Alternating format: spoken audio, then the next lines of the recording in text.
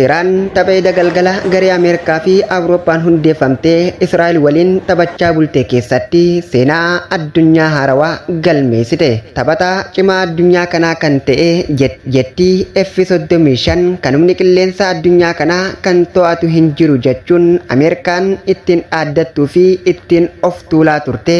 Tapha Israa'el fi Iraan jidduutti gaggeeffameen Iraan taphataa cimaa kana luka jalaa dhahuun biyya isii keessatti kuffisuun Ameerikaa fi Awurooppaa afaan qabachiisuun addunyaa ajab jechisiise.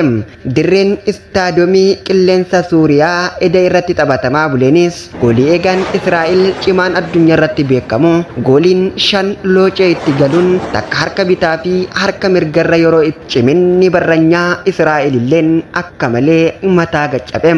Iraan walumaa galatti tapha eda taphatameen tapha seena qabeessaa fi addunyaa irratti taphatamee hin beekne taphachuun goolabuun isii addunyaa ajaa'ibsiisuun Ameerikaa fi Awurooppaa mataa qabachiisuun Iraan akka bakka eeganii ol jirtus mirkaneessee jira.